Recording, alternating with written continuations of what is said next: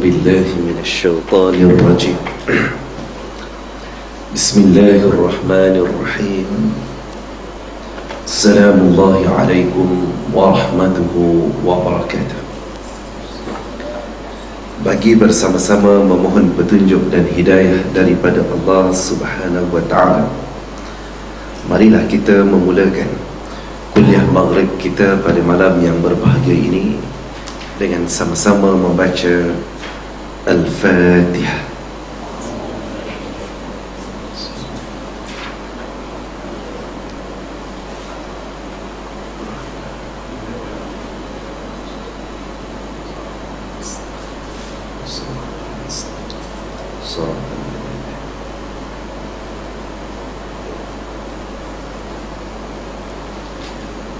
Alhamdulillahi Rabbil Alamin,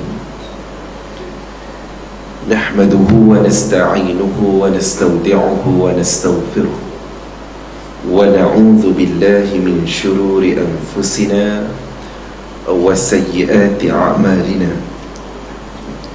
innahu man yahdihillah fala mudilla lahu wa man yudlil falan tajida lahu waliyyan murshida. أشهد ونشهد أن لا إله إلا الله وحده لا شريك له ونشهد أن محمدا عبده ورسوله. اللهم صل على سيدنا محمد وعلى آله وأصحابه الكرام فأما بعد. Yang dihormati Tuan Imam Ustaz Sayuti serta seluruh jawatan kuasa masjid, tuan-tuan guru, ustaz-ustaz, ustazah-ustazah, tuan-tuan haji, puan-puan hajjah, tuan-tuan, puan-puan muslimin dan muslimat, para pencinta ilmu Allah Subhanahu wa ta'ala, moga-moga pertemuan kita dirahmati oleh Allah dan diberikan kita nawaitu yang jelas semata-mata kerana Allah, dan moga-moga segala ilmu yang Allah Subhanahu wa ta'ala kurniakan ini kita akan amalkan dan kita akan pastikan ia dilaksanakan dalam kehidupan kita seharian yang menuju kepada redha Allah Subhanahu wa ta'ala, insya-Allah.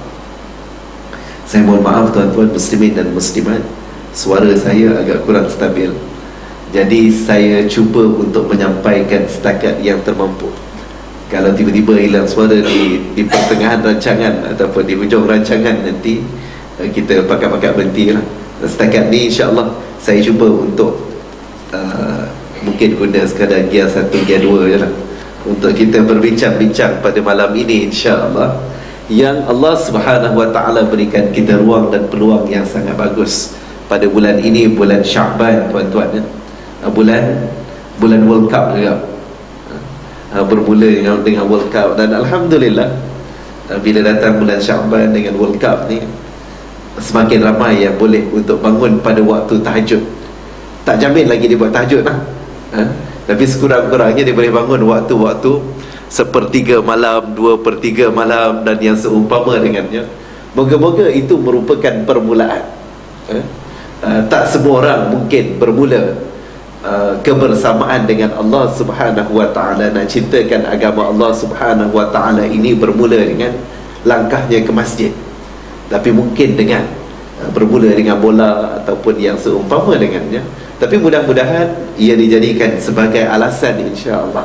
Bukan mudah untuk kita bangun di pertengahan malam, 1/3 malam, 2/3 malam ni bukan mudah, tapi dengan kuasa yang tertentu dan pastinya Allah yang menggerakkan kita. Cuma sejauh mana kita memanfaatkan ruang yang berkenaan, insya-Allah, untuk kita tidak mengabaikan bola-bola juga, tapi Allah Subhanahu wa ta'ala masih yang pertama di atas segala-galanya, insya-Allah. Jadi muslimin dan muslimat yang dikasihi sekalian, dan bulan Syaban juga biasa kita baca dan kita bincangkan berkenaan nisfu Syaban. Tapi ada beberapa peristiwa yang menarik berlaku dalam bulan Syaban ini. Antaranya adalah kita biasa dengar khatib akan membacakan kepada kita dalam biasanya khutbah yang kedua, Innallaha wa malaikatahu yusalluna 'alan nabi ya ayyuhalladzina amanu sallu 'alaihi wa sallimu taslima, dalam suratul Ahzab, di mana Allah Subhanahu wa taala, sebahagian daripada mufassirin, para ulama menyebut bahawa ayat ini diturunkan oleh Allah Subhanahu wa taala pada bulan Sya'ban, sehingga sebahagian daripada ulama menggelarkan bulan Sya'ban ini merupakan bulan berselawat. Dia bukan setakat beryahanana lah, kena juga berselawat dengan sempurna, sambil kita berqasidah, sambil kita bernasyid, sambil kita melagukan puji-pujian kepada Nabi Muhammad sallallahu alaihi wasallam. Jangan pula kita mengabaikan sebutan-sebutan yang menzahirkan selawat kepada Nabi sallallahu alaihi wasallam, kepada ahli keluarga baginda sallallahu alaihi wasallam, yang dengan itu mudah-mudahan ia menjadikan kita, tak kira lah sambil tengok bola ataupun sambil bersama-sama dengan keluarga, kita berselawat kepada Nabi sallallahu alaihi wasallam. Mudah-mudahan ia akan mendekatkan diri kita kepada Nabi sallallahu alaihi wasallam, kepada Allah Subhanahu wa taala. Sebab galakan berselawat ini bukan sekadar kepada kita sahaja, tetapi Allah Subhanahu wa taala menyebut bahawa innallaha wa malaikatahu yusalluna 'alan nabi, sesungguhnya Allah Subhanahu wa taala dan juga para malaikat, Allah sendiri berselawat kepada Nabi sallallahu alaihi wasallam. Mengapa tidak kita di kalangan hamba-hamba Allah Subhanahu wa taala untuk cuba berselawat dan berselawat, yang mudah-mudahan dengan berselawat kita yang banyak itu akan menjadikan ia sebagai doa kita kepada Nabi sallallahu alaihi wasallam, yang dengan itu apa kata Allah Subhanahu wa taala, Allah akan berselawat. Selawat ni apa dia tuan-tuan? Mendoakan kepada Nabi sallallahu alaihi wasallam kebaikan, yang Allah akan balas kebaikan dan doakan kebaikan kepada kita, tak rugi kita. Moga-moga perkara itu menjadi amalan kita bersama, dan jadikan bulan Sya'ban kita ini merupakan bulan yang dipenuhi dengan selawat. Dan dalam bulan Sya'ban ramai juga yang mengetahui bahawa kefarduan Ramadan yang akan datang adalah berlaku pada bulan Sya'ban. Maknanya diturunkan ayat kefarduan Ramadan itu, ada yang menyebut bahawa ia diturunkan pada tahun yang kedua hijrah. Tahun yang kedua hijrah selepas Nabi sallallahu alaihi wasallam berhijrah ke Madinah, maka diturunkan kefarduan, kewajipan untuk mengerjakan puasa pada bulan Ramadan, juga pada bulan Sya'ban. Begitu juga dengan penukaran kiblat, daripada kiblat yang pertama di Al-Masjidul Aqsa kepada Al-Masjidul Haram, kepada Kaabah Al-Musharrafah, juga disebut berlaku pada bulan Sya'ban yang Allah Subhanahu wa taala muliakan. Maka dengan sebab itu tidak pelik kalau Nabi sallallahu alaihi wasallam menyebut perihal bulan Rajab dan bulan Sya'ban sebagai bulan yang Nabi doakan secara khusus agar diberikan barakah di dalamnya. Dengan sebab itu juga Nabi sallallahu alaihi wasallam disebut oleh Aisyah, isteri baginda sallallahu alaihi wasallam, menyebut bagaimana tiadalah pada bulan yang lain selain daripada bulan Sya'ban yang Nabi berpuasa lebih banyak. Maknanya dalam bulan Sya'ban ni Nabi banyak berpuasa. Pun begitu ada perbahasan ulama yang menyebut kalau kita bukan di kalangan mereka yang melazimi puasa-puasa sunat, maka selepas daripada pertengahan bulan Sya'ban disebut bahawa ia tidak digalakkan. Malah sebahagian daripada ulama menyebut bahawa ia adalah makruh. Tetapi bagi mereka yang melazimi puasa-puasa sunat dan mengambil iktibar daripada Nabi sallallahu alaihi wasallam yang memperbanyakkan hari-hari berpuasa sunatnya pada bulan Sya'ban, maka tidak menjadi halangan dan perlu untuk ditambah dan digalakkan, insya-Allah. Hadirin hadirat muslimin dan muslimat yang dikasihi sekalian, hari ini kita nak baca dan kita nak bincangkan, insya-Allah. Kalau pada matannya kita akan tengok kepada halaman yang ke-11, kita akan baca daripada wasa'altuka bima ya'murukum. Baris yang keempat itu fadzakarta annahu ya'murukum an ta'budullah wa la tusyriku bihi syai'a wa yanhaakum an ibadatil awthan wa ya'murukum bis salah was sidqi wal afaf fa in kana ma taqulu haqqan fasayamliku mawdi'a qadami hatain. Kalau sempat kita sambung selepas daripada itu, kalau tak sempat kita habis kat sini je lah, daripada apa yang diceritakan oleh Abu Sufyan dalam hadis Nabi SAW yang panjang ini, perihal dialog antara Abu Sufyan dan juga Heraklius. Yang di sini tuan-tuan, kalau tengok kepada terjemahannya adalah pada halaman yang ke-15. Aku bertanya kamu, apakah yang disuruhnya kepada kamu? Jawab kamu yakni Abu Sufyan, bahawa dia menyuruh supaya kamu menyembah Allah dan jangan menyekutukan dia dengan sesuatu, dan dia melarang kamu daripada menyembah berhala. Dan perbincangan ini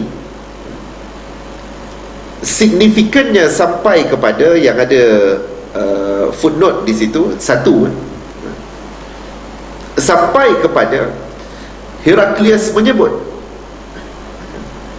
bila mana disebut melarang kamu daripada menyembah berhala, kemudian disuruhnya kamu sembahyang, bercakap benar dan bersopan santun, maka sekiranya apa yang kamu katakan itu benar, maka dia tentu akan menguasai tempat kedua belah tapak kakiku ini. Ia signifikan sebab ia berkait. Maka tuan-tuan muslimin dan muslimat, kalau kita tengok sungguh-sungguh di sini, dia adalah suatu perbincangan dan dialog yang simple, yang biasa kita dengar. Contohnya, apakah yang disuruh kepada kamu? Ini adalah sebenarnya memberikan suatu summary, suatu khulasah, suatu ungkapan yang ringkas dan padat. Bila mana disebut dia menyuruh supaya kamu menyembah Allah, ia adalah ungkapan di dalam menjelaskan antara ayat-ayat Allah Subhanahu wa ta'ala. Contohnya, walaqad ba'athna fi kulli ummatin rasulan. Apa yang disuruh adalah an ya'budullah wajtanibut taghut. Dan ini adalah standard, sehingga mana Allah Subhanahu wa ta'ala menyebut ini dengan menyatakan sesungguhnya kata Allah Subhanahu wa ta'ala, ba'athna fi kulli ummatin rasulan, kami bangkitkan, kami zahirkan, kami datangkan pada setiap umat. Bila setiap umat merujuk kepada daripada umat zaman Nabi Adam sampailah zaman Nabi Muhammad sallallahu alaihi wasallam, yang diantaranya di situ adalah umat Nabi Nuh, yang diantaranya di situ adalah umat Nabi Ibrahim, yang diantaranya di situ adalah umat Nabi Musa alaihi salam, Nabi Isa dan seluruh para rasul yang diutuskan oleh Allah. Allah kata, Allah tidak membezakan antara satu sama lain dari sudut core seruannya, intipati teras ajarannya adalah perkara yang sama.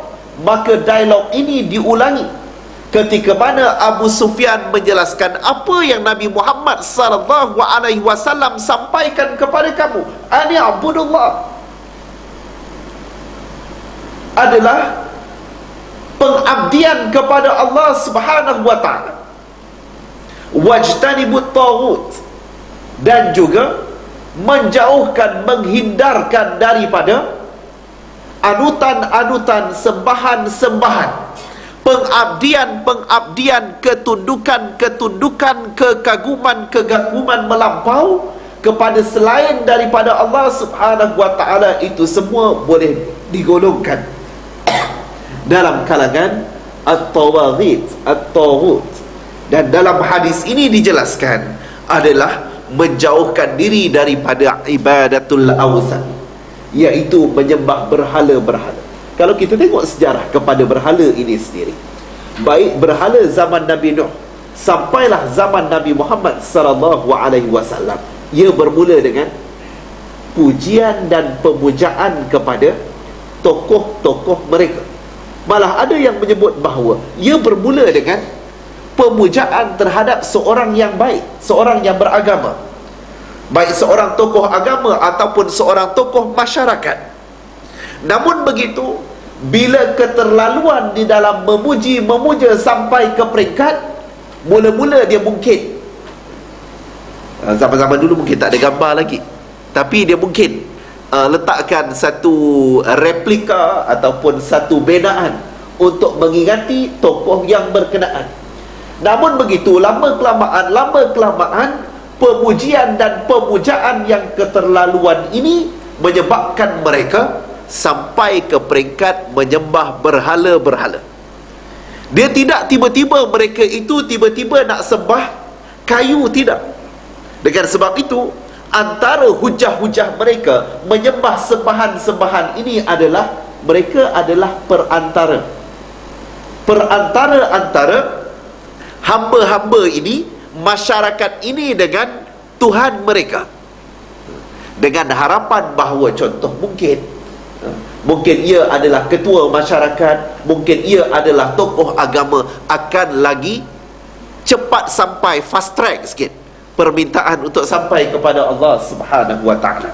Muslimin dan muslimat yang dikasihi sekalian, maka di dalam hal ini, walaupun simple, tetapi sebenarnya ini adalah konten yang menyebabkan kenapa agaknya yang orang-orang Quraisy, musyrikin Quraisy, kalau ini simple macam ni, iaitu mengabdikan diri kepada Allah Subhanahu wa ta'ala dan juga menolak, menghindarkan diri daripada al-awthan, berhala-berhala, juga at-tawaghit, taghut, anutan-anutan yang lain, pujaan-pujaan yang lain.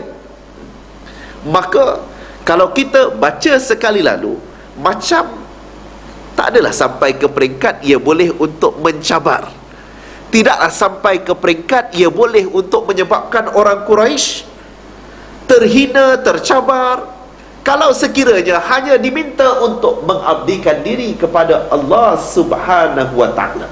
Dengan sebab itu, bagi mereka yang cuba untuk membaca hadis ini ataupun ayat Allah Subhanahu wa ta'ala, walaqad ba'atsna fi kulli ummatin rasulan an i'budullah wajtanibut taghut, perlu untuk memahami, cuba untuk menghayati apakah yang dimaksudkan dengan al-ubudiyah.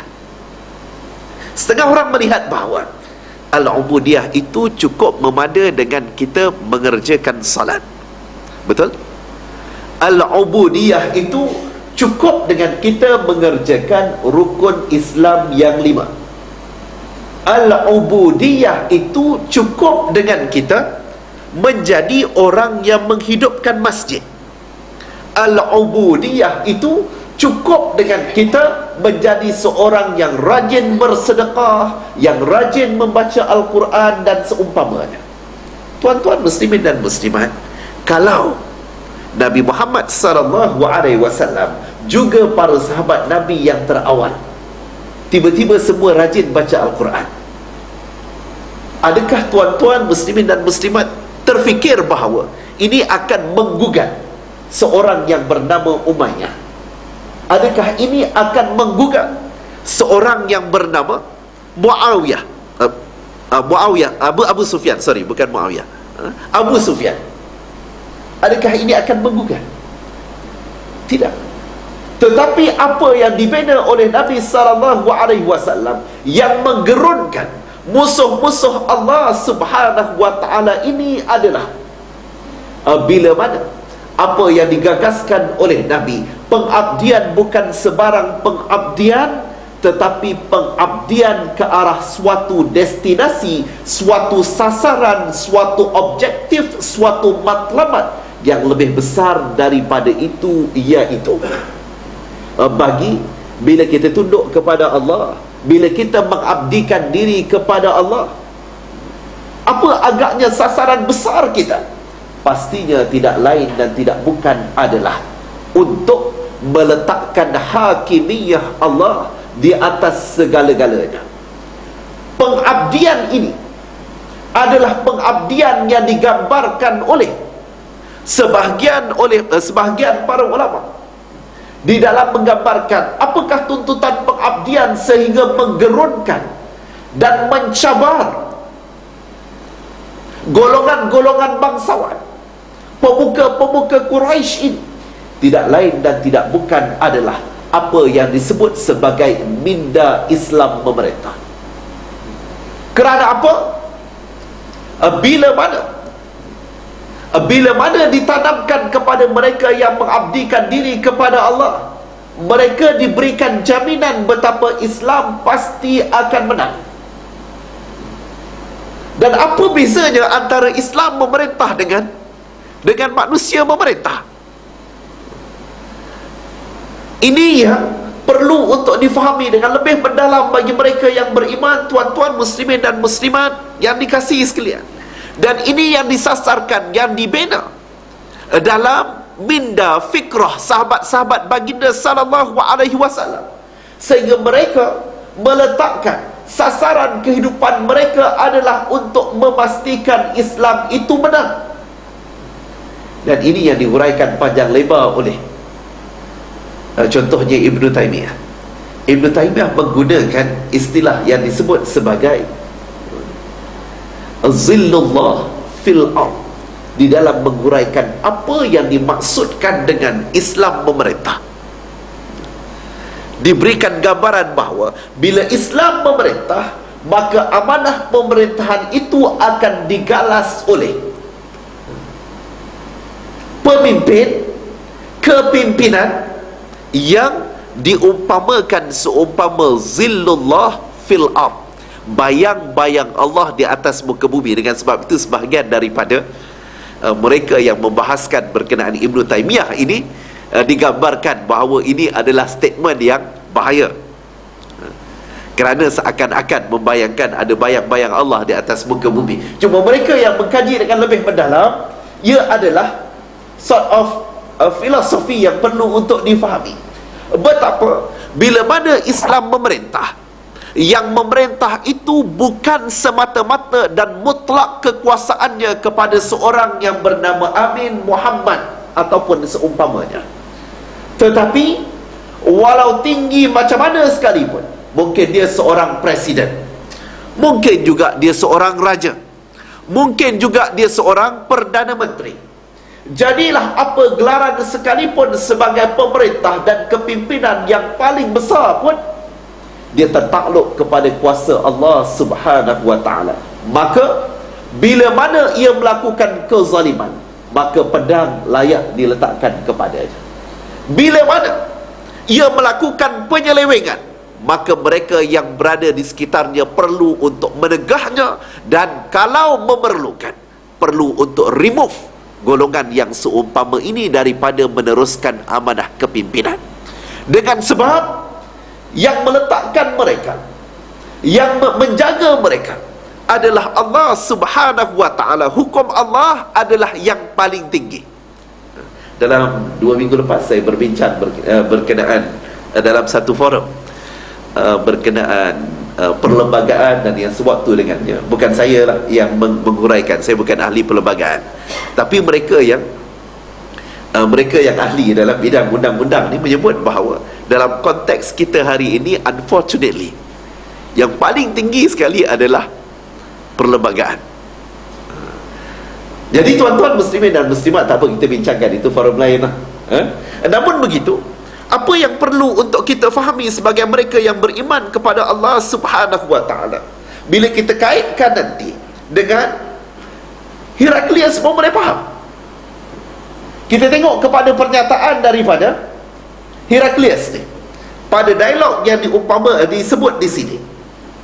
Maka sekiranya apa yang kamu katakan itu benar, maka dia tentu akan menguasai tempat kedua belah tapak kakiku ini. Ini adalah penjelasan daripada Heraklius. berdasarkan kepada beberapa ayatnya. Beberapa ayat. Daripada ayat, apakah yang disuruh? Jawabnya adalah ubudiyah tadi. Ani'budullah. Nabi ajar kami agar mengabdikan diri kepada Allah Subhanahu wa ta'ala, dan juga menjauhkan daripada pengabdian kepada al-awsan, berhala-berhala. Dan Nabi ajar kami untuk bercakap benar. Maka Heraklius boleh buat kesimpulan mudah bahawa kalau benar apa yang diucapkan, apa yang disuruh oleh Nabi Muhammad sallallahu alaihi wasallam, ini menjelaskan bahawa orang yang berkenaan layak untuk mengambil kuasa Heraklius. Yang digambarkan, dia sebagai seorang maharaja, ni maharaja yang besar, yang pada waktu itu selain daripada Heraklius, lawan dia yang paralel, sama kuat, sama hebat dan dikagumi oleh dunia adalah maharaja Parsi. Itu pun dalam surah Ar-Rum disebut bagaimana Parsi jatuh dulu kan. Dalam surah Ar-Rum, kalau tuan-tuan baca, menceritakan bagaimana kerajaan Rom ini menewaskan Parsi. Memang betul, Parsi jatuh dulu, kemudian baru Rom tak jatuh lagi dengan kebangkitan Islam sampailah zaman Sultan Muhammad Al-Fatih membuka kota Konstantinopel. Maknanya lama proses itu.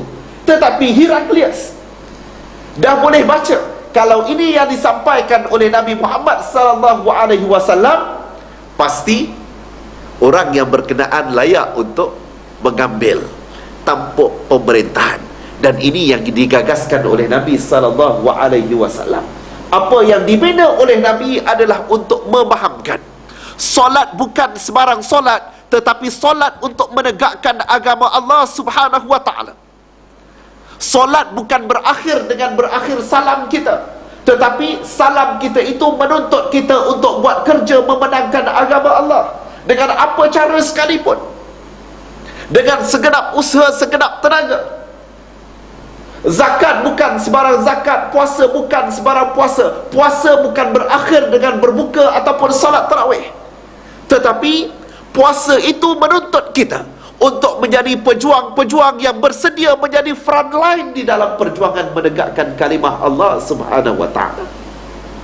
Ini yang menyebabkan musuh-musuh Allah gerun. Ini yang menyebabkan mereka bimbang. Nabi Muhammad sallallahu alaihi wasallam akan mencabar tampuk pemerintahan mereka yang pastinya bergelumang dengan penuh kezaliman, penganiayaan dan seumpamanya. Maka dengan sebab itu, tuan-tuan muslimin dan muslimat, kadang-kadang saya berasa pelik, dan bukanlah pelik, tapi berasa perlu untuk melebarkan dan mengusahakan dakwah yang lebih meluas.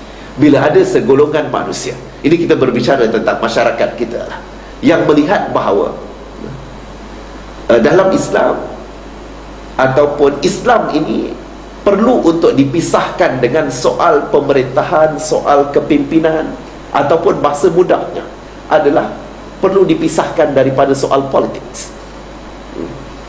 Ini adalah pandangan-pandangan yang sebenarnya, kalau ia disebut oleh mereka yang tiada pengetahuan, tiada ilmu, fair enough. Tetapi kalau ia disebut oleh mereka yang berpelajaran, ia adalah sesuatu yang sangat menyedihkan. Ia adalah insulting, menghina dan memperlekehkan Islam. Sedangkan Islam meletakkan soal pemerintahan ini sampai ke peringkat yang Ibnu Taimiyah sebut tadi, zillullah fil ard. Soal mereka yang memegang amanah kepimpinan ini adalah sepatutnya bayang-bayang Allah di atas muka bumi. Maknanya melaksanakan apa yang diperintahkan oleh Allah Subhanahu wa ta'ala, menggunakan segala apa yang telah ditetapkan oleh Allah Subhanahu wa ta'ala untuk menguruskan kehidupan manusia. Maka dengan sebab itu, tuan-tuan muslimin dan muslimat, bukan setakat sewajarnya tidak boleh untuk dipisahkan antara Islam dengan urusan pemerintahan. Bukan setakat itu, malah sepatutnya diberikan weightage yang besar di dalam soal pemerintahan, kerana pemerintahan itu menentukan agama agama rakyatnya. Kalau seorang pemerintah yang tidak rajin tahajud, macam tuan-tuan bangun tahajud sempena World Cup, maka kita sukar untuk mencari. Dan tidak pelik kalau rakyatnya juga jauh daripada bertahajud. Kalau seorang pemimpin itu tidak menutup aurat, kalau baik dia lelaki ataupun perempuan, maka mana mungkin untuk mengharapkan rakyatnya adalah rakyat yang saleh dan salihah. Ia adalah perkara yang very straightforward. Mana mungkin kalau Tok Imam kita, alhamdulillah kita mempunyai imam yang boleh menjadi contoh. Tok Imam kita adalah orang yang jauh daripada pengamalan Islam dari sudut ahli keluarganya, ataupun kita tak boleh nak expect bahawa makmumnya adalah mereka yang tiba-tiba committed dengan Islam. Kalau Tok Imamnya, pemimpinnya adalah mereka yang agak berat dan sukar untuk melaksanakan Islam dalam dirinya. Maka dengan sebab itu, tuan-tuan muslimin dan muslimat yang dikasihi sekalian, ini adalah kefahaman ubudiyah yang sepatutnya ditanamkan kepada kita dan seluruh yang bersama-sama dengan kita. Betapa tanggungjawab pengabdian itu tidak berakhir dengan sekadar sujud di atas tikar-tikar sembahyang, tetapi tanggungjawab ubudiyah itu adalah sampai ke peringkat kita bersama-sama berjuang insya-Allah agar agama Allah Subhanahu wa ta'ala diletakkan pada tempat yang sepatutnya. Dan ini yang pasti akan menggerunkan Israel. Ini yang pasti akan menggerunkan musuh-musuh Allah Subhanahu wa ta'ala. Sebab apa? Israel tak bimbang langsung dengan PLO. Apatah lagi yang the latest one. Sebab dia tahu bahawa PLO tak akan mencabar Israel. Tidak akan.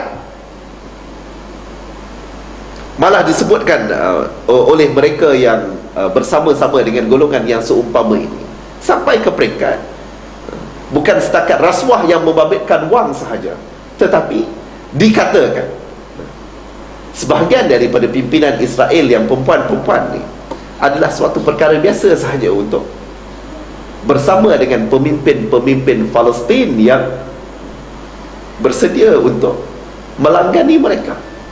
Wal'ayazubillah. Tetapi ini berlaku dengan sebab itu tiada kegerunan langsung oleh mereka, dan mereka sangat bergembira kalau orang-orang seumpama As-Sisi naik di Mesir, dengan sebab mereka adalah millah wahidah, walaupun mereka sama direction, mereka sama-sama, walaupun seorang mungkin bernama Abdul Fattah, walaupun seorang bernama Netanyahu, tapi mereka di atas jalan yang sama, jalan yang tidak menuju Allah Subhanahu wa ta'ala, sebaliknya jalan yang mengundang murka Allah Subhanahu wa ta'ala. Maka tuan-tuan muslimin dan muslimat, walaupun kecil Gaza, sehingga memang kecil lah genting Gaza kan, walaupun kecil begitu, tetapi cukup menggerunkan Israel. Satu ketika dulu Gaza juga adalah occupied, dijajah oleh Israel, tapi mereka tak boleh nak tahan, menyebabkan mereka terpaksa mengeluarkan semua orang-orang Israel dan meninggalkan Gaza. Dengan sebab mereka bersama-sama membawa Islam di dalam kehidupan mereka sampai ke peringkat Islam boleh untuk memerintah dan dilaksanakan di atas muka bumi Allah Subhanahu wa ta'ala, yang bukan setakat solatnya, bukan setakat zakatnya, bukan setakat puasanya, tetapi Islam itu dilaksanakan untuk menyelamatkan manusia. Islam itu dilaksanakan untuk menguruskan kehidupan manusia, dan Islam itu juga digunakan dalam serba-serbi mentadbir urusan-urusan manusia ini. Muslimin dan muslimat yang dikasihi sekalian, maka dengan sebab itu kita sepatutnya menjadi golongan yang, ya, saya tidak menafikan ada juga yang menyatakan bahawa politik ini kotor. Betul? Namun begitu, kalau kita tengok yang kotor itu apa, mungkin maki hamunnya, mungkin kata nistanya, mungkin caci maki, fitnah, apa lagi, mungkin kempen yang tidak berakhlak dan macam-macam lagi. Yes, itu yang kotor. Tetapi urusan untuk mentadbir manusia, untuk memimpin manusia, itu tidak pernah menjadi kotor, melainkan mereka yang mengisinya dengan kekotoran. Dengan sebab itu, tuan-tuan muslimin dan muslimat, pengalaman saya duduk di UK, terlibat juga dengan pilihan raya di UK ni. Sebab orang Malaysia boleh mengundi juga untuk local election, dibenarkan untuk mengundi dengan sebab Malaysia adalah antara negara Commonwealth. Mereka menjadikan masjid, dia orang bukan Islam ni, sebahagian besarnya adalah orang Islam juga, tapi sebahagiannya adalah orang bukan Islam, jadikan masjid sebagai platform untuk kempen. And they will have debate or dialogue. Contohnya parti A akan bentangkan apa yang dia akan laksanakan, for example manifesto lah. Parti B akan bentangkan apa yang akan cuba dilaksanakan. Bila audiensnya adalah Muslim, so apa yang mereka boleh bantu, for example minorities, Muslims, macam mana komitmen mereka untuk membantu, contohnya untuk memberikan hak-hak dari sudut beragama dan seumpamanya, mereka jadikan masjid. Dan saya tidak melihat itu sebagai satu kekotoran, dan alangkah indahnya kalau kita boleh bincangkan. Sebab Nabi Muhammad SAW jadikan masjid, jadikan madrasah sebagai center, hub untuk mentadbir. Sebab kalau betul-betul semua mempunyai komitmen untuk membawa ummah kepada kemuliaan, kepada keselamatan, kepada keamanan, saya melihat no reason untuk kita tidak membincangkan soal yang berkait dengan pemerintahan, kepimpinan, penyelewengan, rasuah dan seumpamanya, hatta di masjid sekalipun. Kita tidak perlu berkata nista. Kalau orang ini bukan Islam yang kempen ni, dia tak adalah kutuk-kutuk parti, mengejek parti A, parti B pula fitnah parti C, dia tidak begitu. Tetapi bentangkan apa yang boleh untuk bawa semua umat. Ini janji-janji non-Muslim ni. Bagi Muslim sepatutnya lagi lah. Bagaimana mungkin kita akan compare siapa yang paling committed untuk menghidupkan masjid, siapa yang paling committed untuk membenteras rasuah? Perlu ke untuk maki hamun? Tak perlu. Kita just bentangkan apa yang wajar, apa yang tak wajar, apa yang bercanggah dengan Al-Quran dan As-Sunnah, apa yang bertepatan dengan Al-Quran dan As-Sunnah.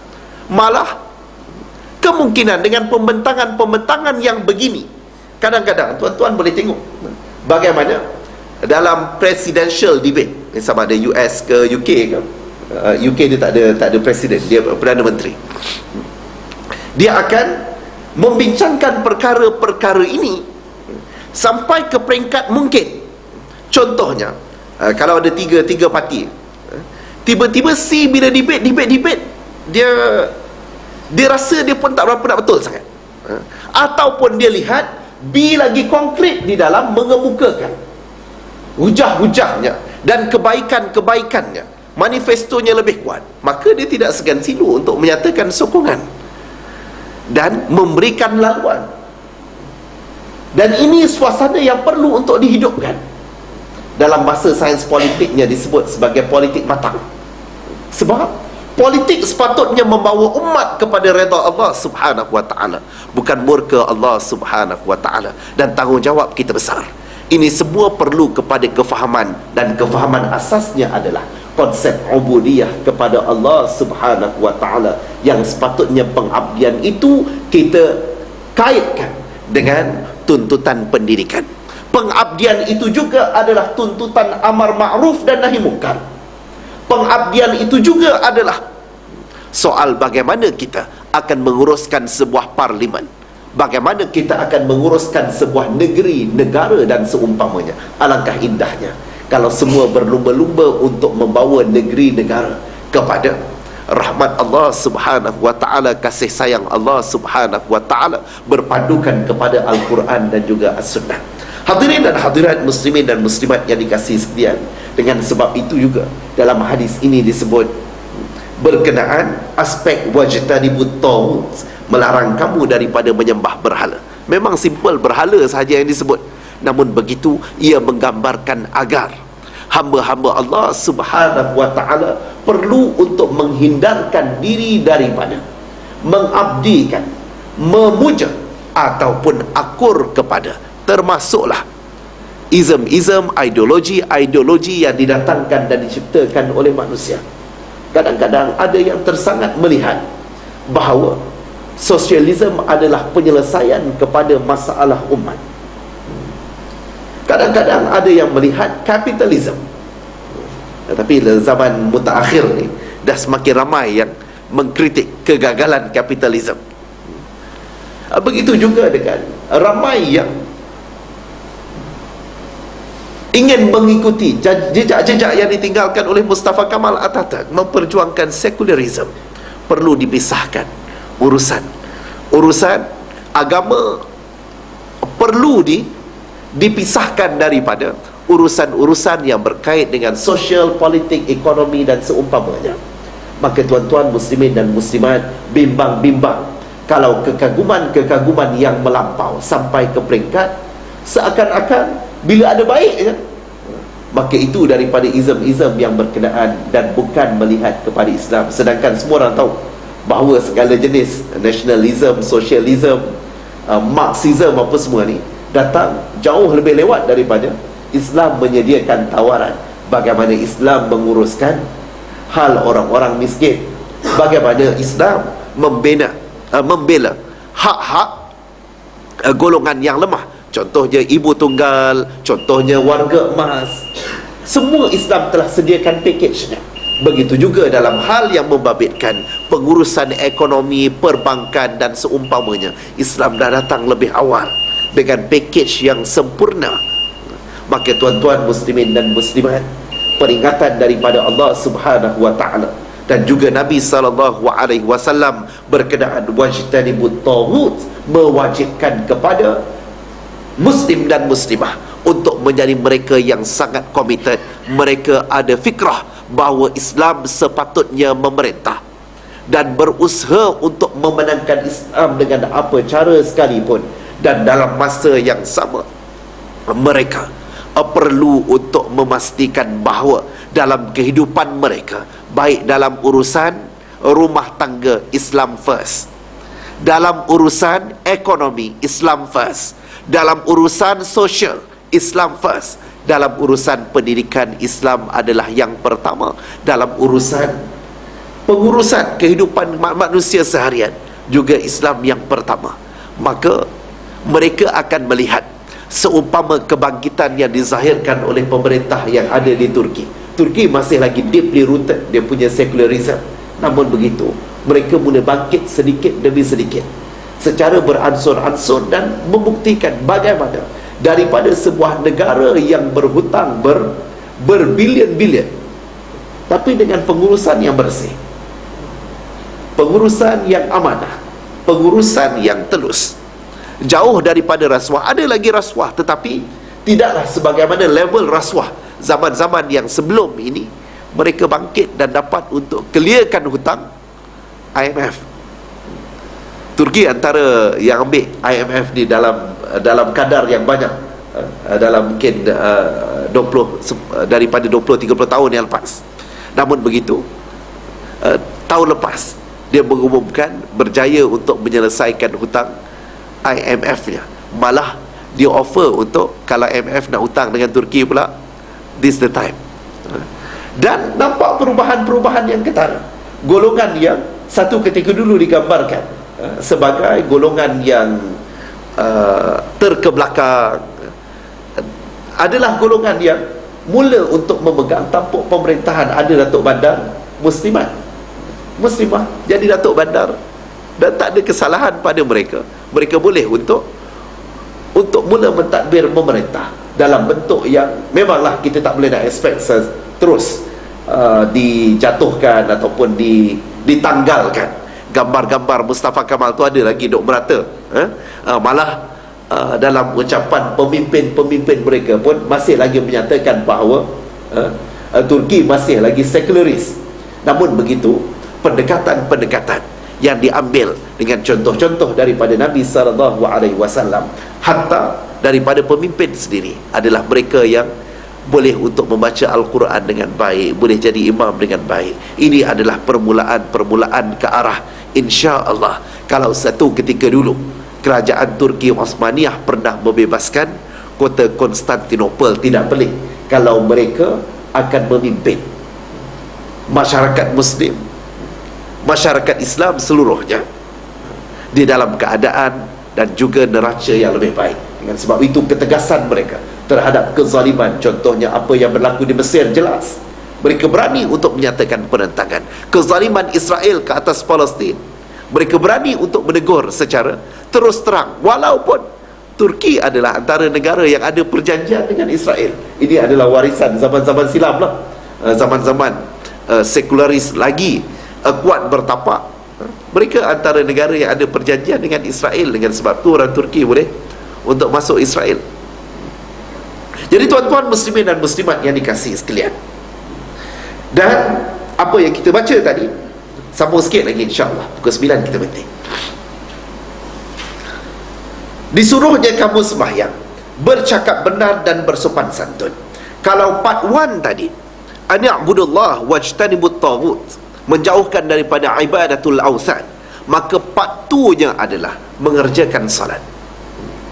Simple, mengerjakan solat. Tapi ia adalah gambaran. Ini adalah apa yang disebut sebagai part 1 tadi adalah bab aqidah, maka part 2 adalah bab ibadah. Part 2-nya adalah ibadah. Maknanya di sana pemilihan perkataan sangat penting. Mengerjakan ataupun mendirikan. Maknanya di sana dia tiada perlaksanaan kepada ibadah itu di dalam bentuk tak ada buat apa-apa. Maknanya di sana ia perlu kepada usaha bangkit, mengerjakan, mengamalkan. Dan ini adalah huraian panjang kepada ayat Allah Subhanahu wa taala, wa qul a'malu fasayarallahu amalakum wa rasuluhu wal mu'minun.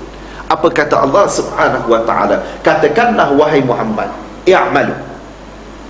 Memang kena buat saja. Menjadi hamba Allah Subhanahu wa taala yang muslim dan muslimah perlu untuk melaksanakan tuntutan kepada pengabdian tadi, iaitu dengan kita buat kerja di jalan Allah Subhanahu wa taala, yang dihuraikan sebahagian daripada ulama menyebut bahawa ini adalah penegasan kepada usaha. Kita katakan bahawa solat itu adalah innas salata tanha 'anil fahsya'i wal munkar. Maknanya di sana mendirikan solat adalah suatu rumusan besar kepada perlaksanaan. Bila kita mengerjakan al-ma'ruf as-salah, maka sekaligus ia akan mendorong kita untuk menjauhkan diri daripada fahsya dan juga munkar. Dan ini apa yang disebut sebagai an-nahyu 'anil munkar. Tuan-tuan muslimin dan muslimat, itu bab ibadah. Ibadah kepada Allah Subhanahu wa taala. Yang sekali lagi, ibadah itu bukan semata-mata kita mengerjakan solat, tetapi juga adalah usaha kita untuk mencegah mungkar, untuk mengajak manusia kepada ma'ruf, untuk bersama-sama membina sebuah pemerintahan kepimpinan yang sempurna di sisi Allah Subhanahu wa taala. Dan Allah ajarkan kepada kita part 3 adalah bercakap benar dan bersopan santun. Ini adalah bab akhlak. Maka mereka yang mempunyai akidah, mereka yang melaksanakan ibadah, mengerjakan ibadah, adalah golongan yang pastinya di sana ada kesantunan, ada kemuliaan akhlak. Dengan sebab itu jangan abaikan soal tasawuf, soal akhlak, soal kepribadian, soal kemuliaan syakhsiah kita adalah perkara yang signifikan, yang sangat dititik beratkan. Dengan sebab itu dalam hadis yang lain, Nabi SAW di dalam menjelaskan apa tonggak kepada agama ini. Yang pertama adalah iman, kemudian Islam, kemudian ihsan. Ihsan ini adalah bab akhlak. yang kalau untuk dirumuskan semua sekali, ini adalah gambaran yang sangat menggerunkan. Heraklius tidak gerun dengan keburukan akhlak, tetapi Heraklius gerun dengan bercakap benar, dengan bersopan santun. Heraklius tidak bimbang dengan perkara-perkara yang mungkin dalam bentuk yang violent, brutal, tetapi Heraklius melihat bahawa kebenaran ini pasti akan menumbangkan kebatilan. Dan panjang lagi sebenarnya huraian Heraklius ini, tapi saya janji tadi habis kepada kedua belah tapak kakiku ini, maka sampai pukul 9 sampai sini dululah. Jadi tuan-tuan kena sabar, hadis ni panjang, ada beberapa halaman lagi, dan ini adalah di antara perkara yang saya kira sangat-sangat penting di dalam hadis ini. Bila mana Abu Sufyan, bukan calang-calang Abu Sufyan, Abu Sufyan pun boleh untuk merumuskan. Ini adalah the core, teras kepada apa yang diajarkan oleh Nabi SAW. Satu bab akidah, kemudian bab ibadah, dan kemudian bab akhlak, yang semua ini Heraklius buat kesimpulan kalau ini yang diajarkan, maka Muhammad yang mengajarkan, pemimpin yang mengajarkan kamu, ataupun Nabi yang didatangkan kepada kamu ini memang selayaknya mengambil tempat aku. Berdasarkan kepada Heraklius pun adalah orang yang mengaji juga. Dia rajinlah datang kuliah-kuliah Maghrib yang dianjurkan oleh kerajaan Byzantine pada waktu tu. Kita akan tengok nanti macam mana Heraklius ni dah baca dah perihal Nabi Muhammad sallallahu alaihi wasallam akan datang. Cuma dia dalam dialog yang seterusnya dia gambarkan bagaimana dia tidaklah sangka bahawa Nabi Muhammad akan datang daripada kalangan masyarakat Arab. Dia akan menyangkakan, ialah pada waktu itu masyarakat Arab digambarkan sebagai masyarakat yang penuh dengan suasana jahiliyah. Kalau nak compare antara masyarakat Arab dengan masyarakat Byzantine, Rom Timur, Parsi, memang jauh berbeza. Maka dia menyangkakan akan datanglah hero ni daripada kalangan orang Rom, mungkin daripada kalangan Rom Timur ataupun daripada Parsi, tetapi tiba-tiba datang daripada keturunan yang berkait dengan Abu Sufyan, iaitu daripada masyarakat Arab.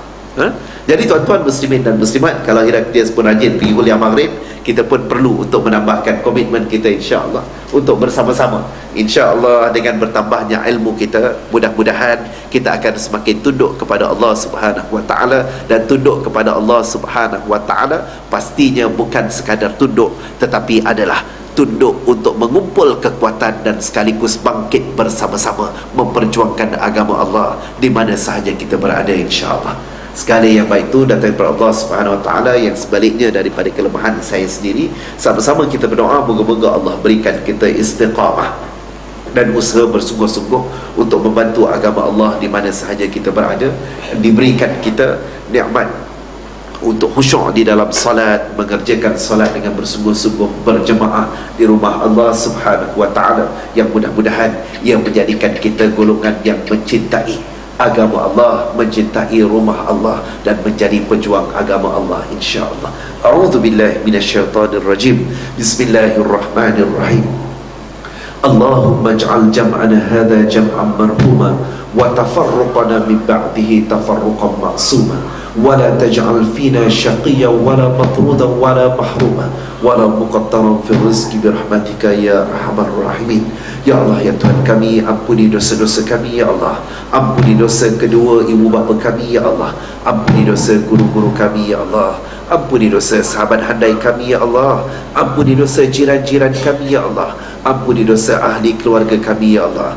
Ya Allah, ya Rahman, ya Rahim, lembutkan hati kami, ya Allah, untuk menerima nur, taufik dan hidayah daripada-Mu, ya Allah. Ya Allah, bersihkan hati kami, ya Allah.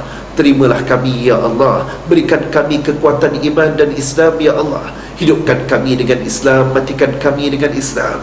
Hidupkan kami dengan iman, matikan kami dengan iman, ya Allah. Ya Allah, jadikan kami pembantu-pembantu agama-Mu, ya Allah, di mana sahaja kami berada, ya Allah. Berikan kami kefahaman yang sahihah ya Allah. Berikan kami pengetahuan yang baik ya Allah, ilmu yang bermanfaat ya Allah, yang akan memandu dan menyelamatkan kami daripada murka-Mu ya Allah. Ya Allah ya Rahman ya Rahim, jauhkan kami daripada azab neraka-Mu ya Allah. Jauhkan kami daripada kufur dan syirik ya Allah. Jauhkan kami daripada nifaq ya Allah. Ya Allah ya Rahman ya Rahim, satukan hati-hati kami ya Allah untuk membantu agama-Mu ya Allah, di mana sahaja kami berada ya Allah. Jadikan kami pejuang-pejuang agama-Mu ya Allah, yang sentiasa menyeru ma'ruf dan mencegah mungkar ya Allah. Ya Allah ya Rahman ya Rahim, lembutkan hati kami ya Allah. Terima ibadah kami yang sedikit ya Allah. Muliakan akhlak kami ya Allah. Sempurnakan iman kami ya Allah. Berikan kesantunan dalam tingkah laku dan perbuatan kami ya Allah. Berikan kami kejayaan di dunia dan di akhirat ya Allah. Allahumma barik lana fi Rajab wa Sya'ban wa ballighna Ramadan ya Allah. Sampaikan kami kepada Ramadan ya Allah. Sampaikan kami kepada Ramadan ya Allah. Sampaikan kami kepada Ramadan ya Allah. Berikan kami ruang dan peluang ya Allah untuk menghampirkan diri kami kepada-Mu ya Allah, yang sekaligus ya Allah memberikan kekuatan kepada kami ya Allah untuk memperjuangkan agama-Mu ya Allah. Bantulah rakan-rakan sahabat-sahabat kami ya Allah, saudara-saudara kami yang sedang ditindas dan dianiaya ya Allah, di Palestin, di Mesir, di Syria dan Iraq ya Allah. Ya Allah ya Rahman ya Rahim, bantulah pejuang-pejuang agama-Mu ya Allah, di mana sahaja mereka berada ya Allah. Rabbana atina min ladunka rahmah wa hayyi' lana min amrina rashada. Rabbana afrigh alaina sabra wa thabbit aqdamana wansurna 'alal qaumil kafirin wansurna 'alal qaumil fasiqin wansurna 'alal qaumil zalimin. Wa sallallahu ala sayyidina Muhammad wa ala alihi wa sahbihi wa sallam. Walhamdulillahi rabbil alamin. Mudah-mudahan Allah merahmati pertemuan kita. Mohon maaf kalau sekiranya ada perkara-perkara yang mungkin lari daripada landasan kebenaran dan mungkin kurang menyenangkan mana-mana pihak. Moga-moga Allah Subhanahu wa taala sentiasa bersama-sama dengan kita. Aqulu qali hadza wa astaghfirullah azim li wa lakum wa billahi hidayah wat taufiq. Wassalamualaikum warahmatullahi wabarakatuh. Dan kita tangguhkan dengan tasbih kafarah dan suratul Asr.